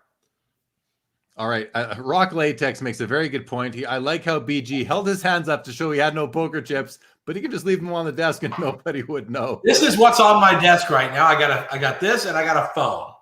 This is so I can like slit my throat if that guy who was harassing me earlier comes back. And the phone I've got just in case, you know. So, but no, I don't have anything good here. I wish I did, but I like your conspiracy theory. Overtime grading. We did touch on this already, but we've had people come and go. So let's just touch on this one more time. He says, do you think Fanatics will still wholesale to stores, or will it all be under their online umbrella? This could destroy card shops. I don't want it to. I mean, I hope not. And again, this will be I think my summit speech. I'm really honing in on pivot. It's all about the pivot. And you have 5 years notice. You better freaking pivot. You better plan for every possible, and I'm ruining it by talking, but you're planning about every possible scenario. Because when I come up with ideas, I think about every possible way this could go and how I'm going to handle it if this happens or this happens. I'm trying to think 2 steps ahead. And I think stores have to do that. I do think they'll wholesale the stores. The question is, will the stores be able to make enough margin to be as successful as they want to be? I don't know. Because I know on memorabilia, they don't give you margins that are crazy. You know what I mean? I think they give you a margin you can maybe squeak by on. You can make a little money, but you're not getting it half off. Well, if we're not doubling your money on those items. If you want to buy a Trevor Lawrence helmet, you're not going to double your money. You're going to make 20, 25%. And if you can live on that, I think stores will do great. I think stores have probably gotten used to making a little more money than that. So that's why every store in America should be breaking. Whether it's local or online, they got to be breaking. And again, you can find ways to innovate that. So if you don't like breaking as a principle, you find some other way to let people break from home late at night when the store's closed or whatever it is. We do personals where it's not selling teams and all that crap if you don't like it.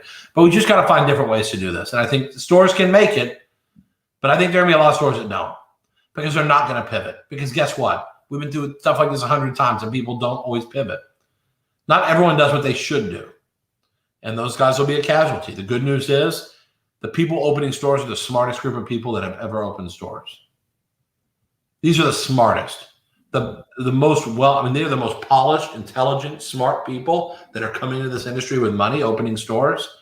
This is not your average hobbyist opening a store today. Not that average hobbyists aren't all those things, but we have a breed of professionals coming in that are going to be very good at pivoting. And I just hope the OGs have learned a thing or two about pivoting.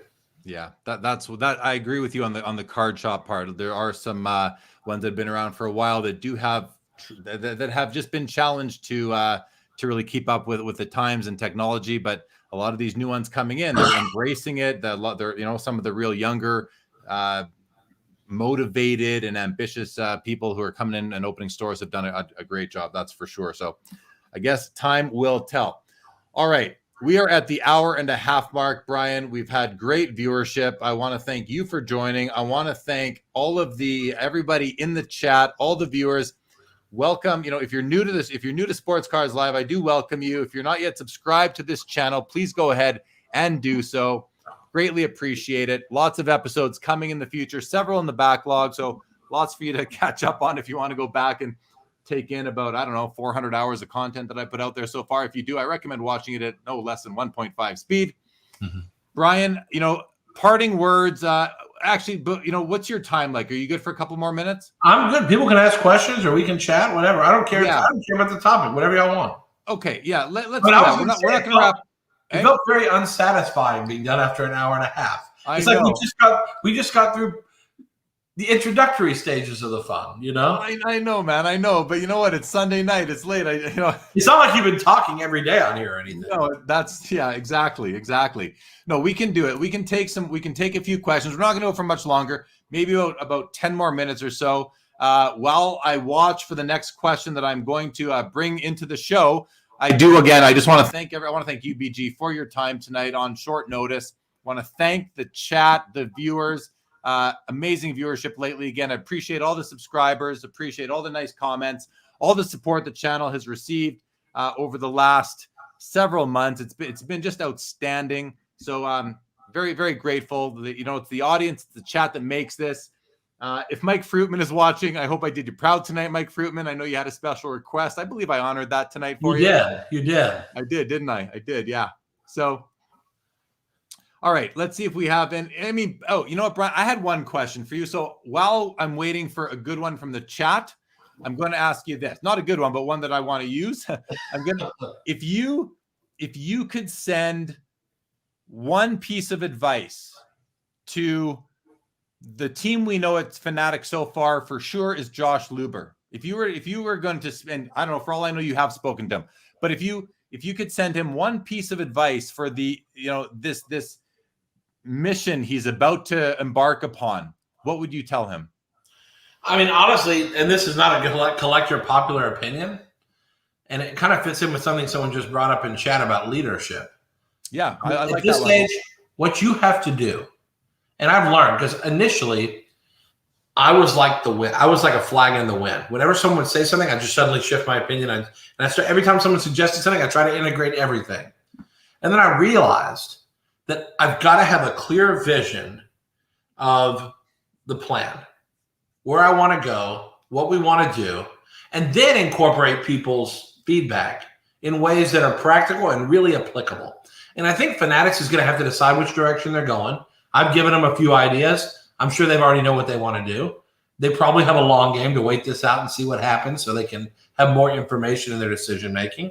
But I think I would urge them really to figure out their game plan, do what they need to do to be successful, and don't let I don't mean it like this, but I don't want every collector's opinion. You can't let that cloud what the right thing to do is. Right. For not only your business, but for the industry. And there's a lot of moving pieces. It's not just sticker autos, it's redemptions. It's all these pieces all fit together. You can't have them all. So they've got to figure out what they actually can do and what they can't do. Then within that, listen to consumers, because that's something not every company does well. We really listen to consumers, sometimes to a fault. We really listen to consumers and find ways to plug and play that within what's really possible. And I think if they stay the course and do what they need to do and say, listen, people are going to get pissed about stickers, but that's the battle we're going to have to lose in order to win 5 more battles. I hope that they'll do that analysis and say, let's don't try to be everything to everyone. Let's be the best we can be, knowing that we're not going to execute perfectly. And then put the perfect team together. And you're probably going to have to buy the team and buy all the companies, but you'll do the best you can.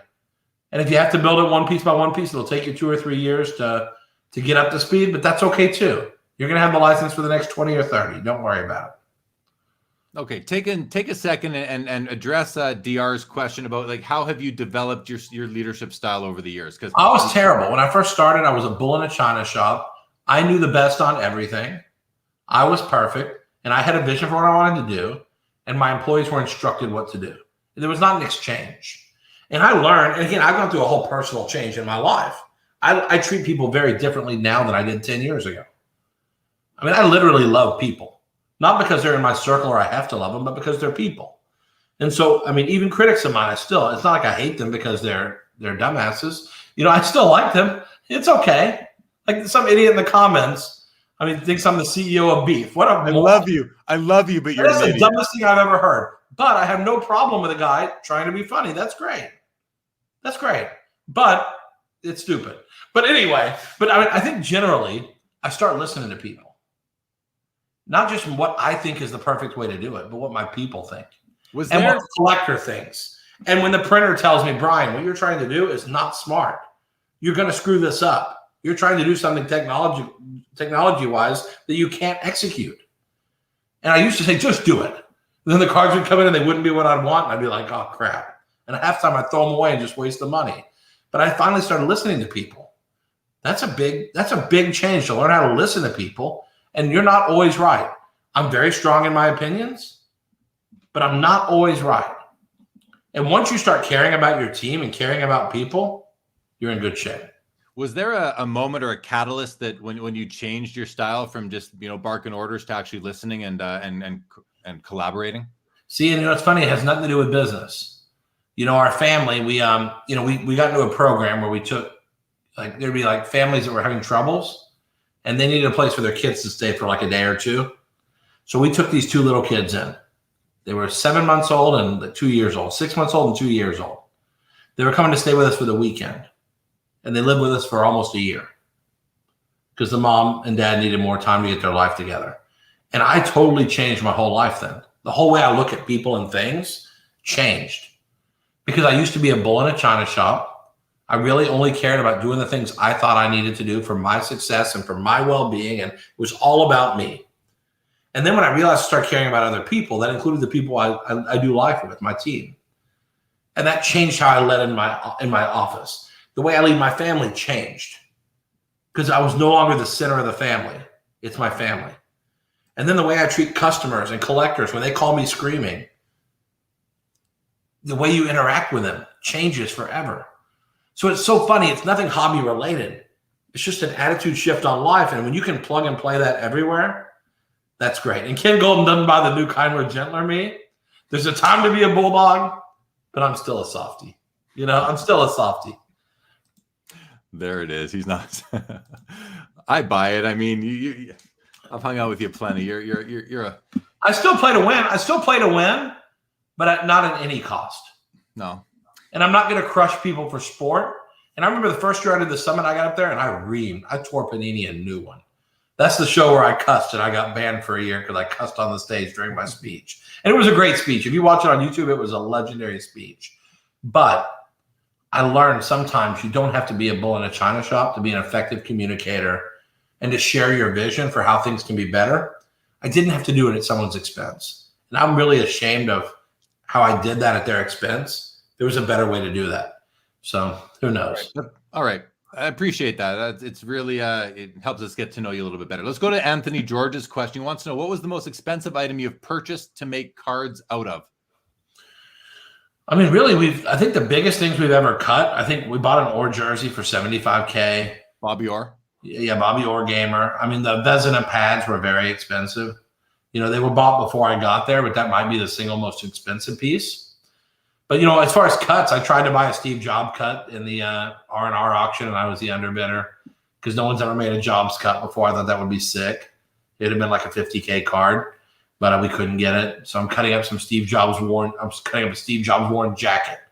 I cut up a piece of the bloody car seat from the JFK motorcade. So we've cut up some crazy stuff, but really the most expensive probably is a simple Bobby Orr jersey that's run-of-the-mill $75,000 jersey. Run-of-the-mill. Okay, thank you for that. And Anthony, there you go. All right. I think that might be it. Unless we want to talk about beef and cold cuts for the next hour. I'm trying to. What's funny is I love people, but really, you would think when you have a chance in the most crazy week of the hobby to have some exchange about what else is there? What are we not seeing? Is there more that we haven't pondered yet? The best we can do is, where's the beef? I mean, really.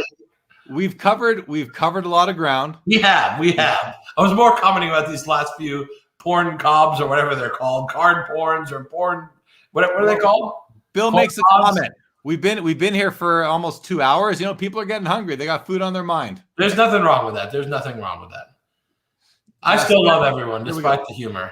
Skeppy says, I have to say, Brian does articulate and explain things well. Got to agree. And Carvin says, yeah, it just tells it the way it is, unfiltered. That is why the episodes you come on here with me are very popular, for sure. Okay, man. Listen, anything else? Well, I told you guys, the last thing I'll tell you is I still believe that, and again, even if Fanatics doesn't buy Topps, Panini, us, Upper Deck, whoever, I would still make a bet if someone wanted to bet me that one or more of those companies get bought by someone else, or they sell stakes in themselves to someone else. Because I've heard in the last few days there are people sniffing around these companies that are not named Fanatics. And I'm telling you, and again, when Darren Ravel says Topps is worth $400 million, no wonder there's people sniffing around. That's like a blue light special at Kmart. But like, there are people who still look at these businesses and see value there. And I would not be shocked to see at least people selling stakes. Like maybe one of these companies sells a 20 or 25% stake or 10% stake. I think things like that could happen for sure, because there's a huge future in this industry, whether it's league licensed cards or whether it's player licensed cards. We've proven that that's a viable model. Okay. My last question, and I promise this is over. What is next? What do you see happening for Leaf in the next year or so? I mean, listen, we've looked at a lot of opportunities. We've had a number of people talk to us. We have 2 new people that have come to us in the last 5 days asking about doing something maybe. And honestly, we're getting so bullish. This is like a real soul search here. I got to be honest. I am more bullish about Leaf today than I was on Wednesday. This news makes Leaf better. No doubt about it. Leaf is better positioned today than we were 5 days ago. So that's the question is, do we need to look at combination? We were always looking at strategic opportunities. In the interim, we're going to put our head down, keep executing. And we've got 5 years to continue to refine what we do before the other companies have to do the same thing we do. And in the next 5 years, we're hoping that we can continue to cement ourselves as a company who knows how to make products without league licensing and do them well. And I think we do that. I think Metal and Trinity prove that we can do that well. We'll see. But in the interim, who knows? I don't know if we'll do a deal or not. I don't know if Fanatics would even be interested in someone like us. They may not be. Who cares? We'll do what we need to do. But the one thing I will say is I wish everybody luck, whether it's Topps, Panini, Upper Deck, Fanatics, us, the hobby stores, the distributors. I hope that we have some level of status quo, because we have a really good trading card community. We really do. Lawsuits aside with me and Upper Deck, when we depose them, we're catching up about the old days, me and Mike Phillips. And he was like, man, I'm surprised you're not mad at me. I said, dude, we're OGs, bro. Even if we don't agree on everything, we're like the old guard, man. And so I think we have such a good community. I hope no one gets hurt in the process of shifting. But I think everybody here is smart enough and has enough money to pivot. And I think we're all going to pivot in ways we need to. And I think the hobby is going to look pretty good still in 2026. That's a long way, too. 5 freaking years. I mean, we're getting such a lather over 5 years from now. It's crazy. It is. It is. Well, there's one thing I'll say about Fanatics in the future, just to end off the episode tonight. And again, thanks everybody for joining. If you're not subscribed to Sports Cards Live, hit the subscribe button. We'll be back next Saturday. I've had the upcoming episodes flowing along the ticker all night. And be sure to follow my good friends at the Big 3 Hockey on Instagram. They showcase some of the finest singles in the hobby. I'm going to throw up the upcoming episodes one more time. And I'll just say that, having Josh Luber on the show, hanging out with him a little bit at the National, seeing him on social media, basically saying that he had a great time at the National this year because he could just go shopping for cards. I think that bodes well for the hobby because he is a collector. He loves the same thing so many of us love as well. And I think if nothing else, we just have to take that leap of faith and trust in him as the leader of this new entity that Fanatics is going to create to run, to produce cards under license for the foreseeable future as soon as their licenses kick in. So with that, thanks again, Brian. Thanks, everybody. BG, you stay right there. Everybody else, good night. It's Sunday night. Have a great week ahead. We'll see you all soon.